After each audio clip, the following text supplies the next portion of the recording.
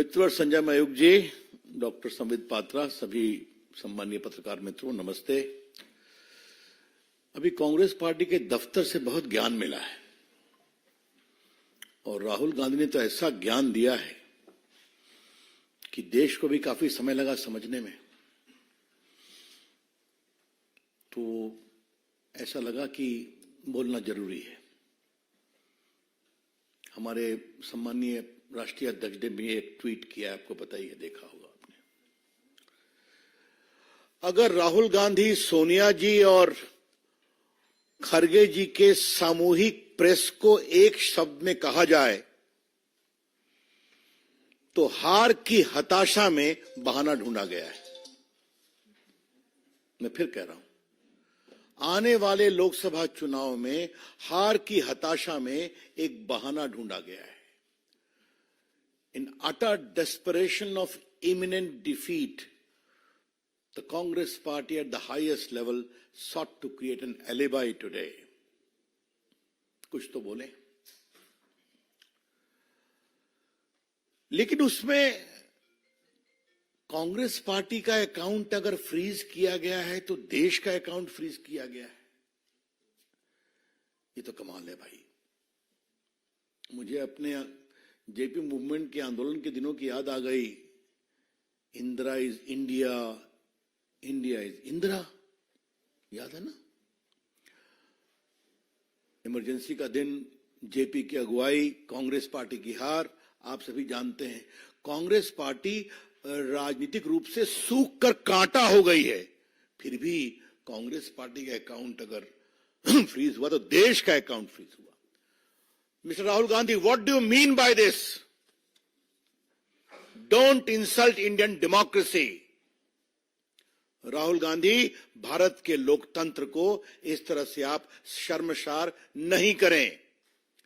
ये देश आपकी पार्टी से बड़ा है, ये देश का लोकतंत्र आपसे बड़ा है। और आज इसी देश में आपने झूठ बोला है, गाली दी है और सब देश ने देखा है, टीवी पे चला है ना।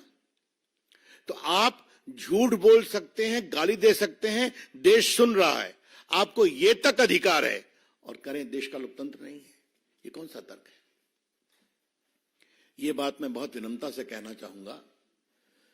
इनको नई बात नहीं हो तो अमेरिका में जाते हैं तो कहते हैं इंडिया में कोई डेमोक्रेसी नहीं है, सिंगापुर जाते हैं तो वही कहते हैं, लंदन जाते हैं वही कहते हैं, और आज उन्होंने यहां भी कह दिया।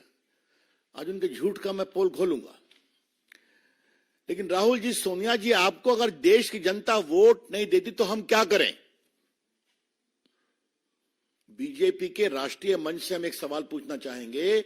सोनिया जी, राहुल जी, अब खरगे जी से कितना पूछा जाए देखते हैं। आज भी तो उनका नंबर 3 ही था प्रायोरिटी में, हालांकि वो राष्ट्रीय अध्यक्ष हैं। अगर देश के लोग आपको वोट नहीं देते और आगे नहीं देने वाले हैं तो हम क्या करें? अगर राहुल गांधी की यह अपेक्षा है कि भाजपा के मित्र उनके लिए कैंपेन करें तो ये तो हम करने वाले हैं नहीं, क्योंकि उनका तो स्टॉक मार्केट इतना गड़बड़ाया हुआ है। और आज मैं कांग्रेस के लोगों को एक बात कहना चाहूंगा। हम भी चाहते हैं कि विपक्ष के रूप में कांग्रेस पार्टी पनपे, कितना पनपे उनका विषय है, लेकिन कांग्रेस पार्टी अब समझे कि जब जब राहुल गांधी से मुंह खुलवाएंगे तब तक स्टॉक मार्केट का और गिरेगा। There is a gentle advice to the Congress party, we wish you well, but realise now the more you allow Rahul Gandhi to speak, the more you are losing the ground in the country. अभी आप सोच लीजिए। अब थोड़ा सा राहुल गांधी ने जो झूठ बोला है कि हमारा पूरा बैंक अकाउंट फ्रीज कर दिया तो हम क्या करें, तो आज रिकॉर्ड को स्ट्रेट करना जरूरी है। बाकी इनकम टैक्स का विषय तो सरकार की ओर से बोला जाएगा, लेकिन अल्प ज्ञान समस्या पैदा करता है। राहुल गांधी जी राजनीतिक विषयों पर कितना होमवर्क करते हैं तो आप जानते ही हैं, लेकिन कानूनी विषयों पर भी जब बोलते हैं तो थोड़ी चिंता हो जाती है।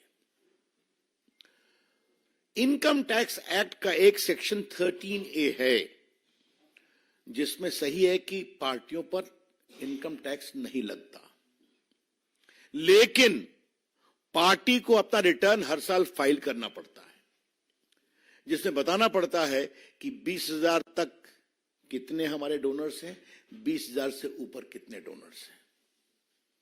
और अगर आपने ये नहीं फाइल किया हर असेसमेंट ईयर में, तो आपका ये एग्जम्पशन खत्म हो जाता है।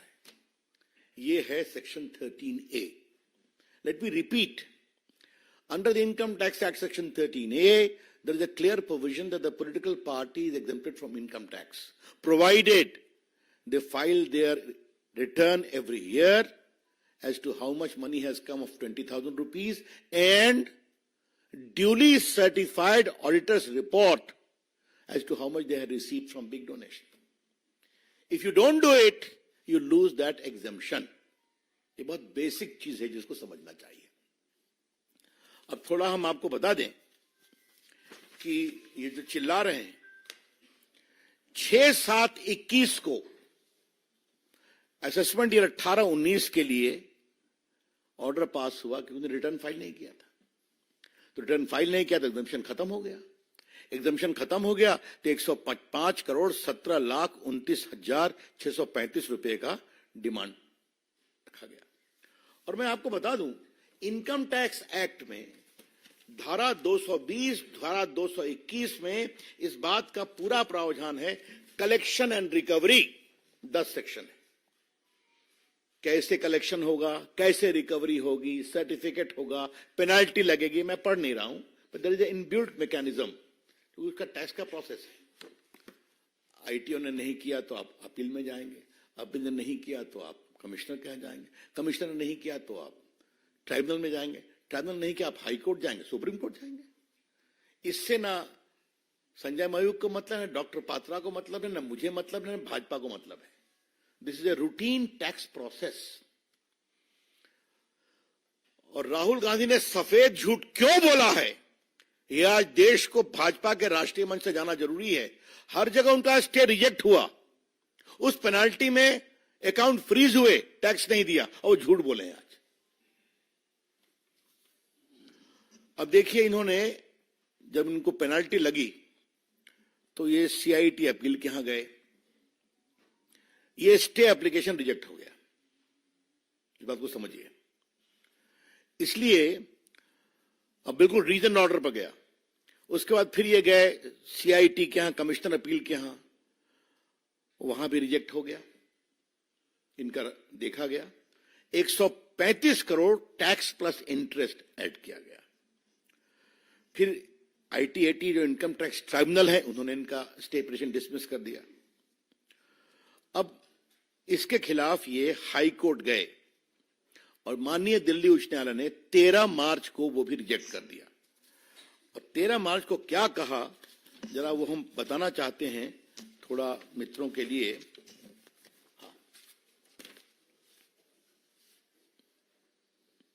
Court remarked that it was badly handled matter and somebody from the Congress office went to sleep right from 2021. Merely because someone chose to wake up and put you on notice in February will not change those facts. फिर court ने बाकी किया, इनका लंबा order है, इसको reject कर दिया। अब ये सुप्रीम कोर्ट गए हैं। सुप्रीम कोर्ट में 1 अप्रैल को सुनवाई है। राहुल गांधी जी, आज आपने अपनी प्रेस में इसको क्यों छुपाया? आपकी पार्टी अपील में गई, आपकी पार्टी आईटीएटी में गई, आपकी पार्टी हाई कोर्ट में गई, आपकी पार्टी सुप्रीम कोर्ट गई है। आपने क्यों छुपाया? और जैसा हमने बताया, इनकम टैक्स में इस बात का प्रावधान है कि अगर आपके पास ड्यू है, आप ड्यू नहीं देंगे तो रिकवरी में आपका बैंक अकाउंट फ्रीज हो सकता है।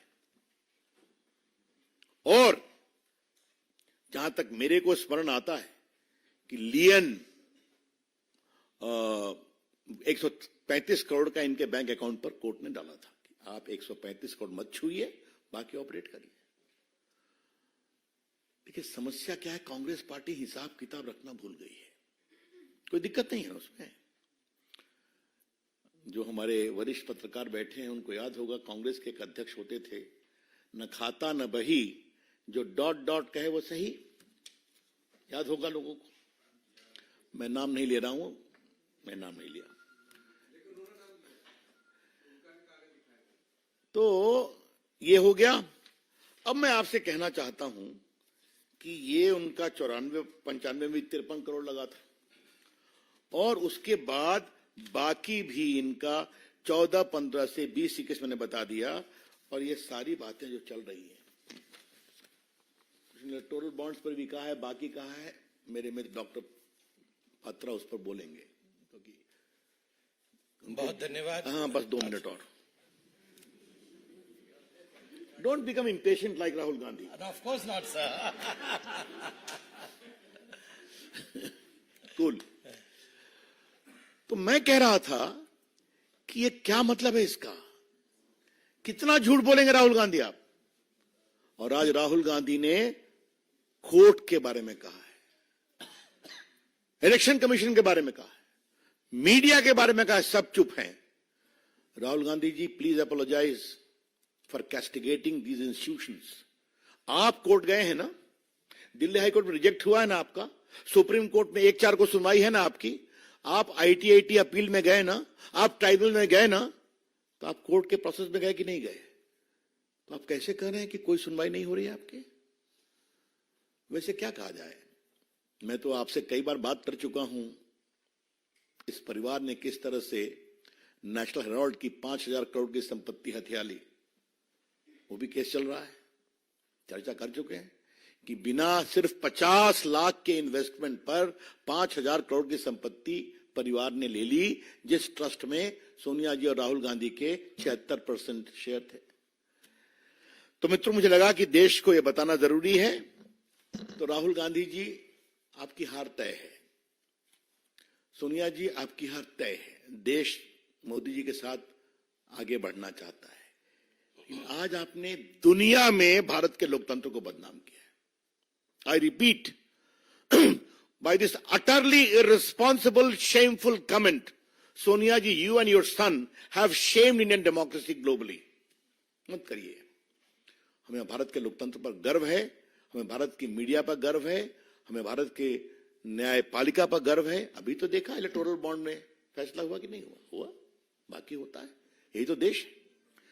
तो मुझे लगा कि ये फैक्ट सामने रखें, और राहुल गांधी के NGO मित्रों से आग्रह है, उनको जब प्रेस के सामने आप खड़ा कर देते हैं तो थोड़ा तो होमवर्क करा दिया कीजिए।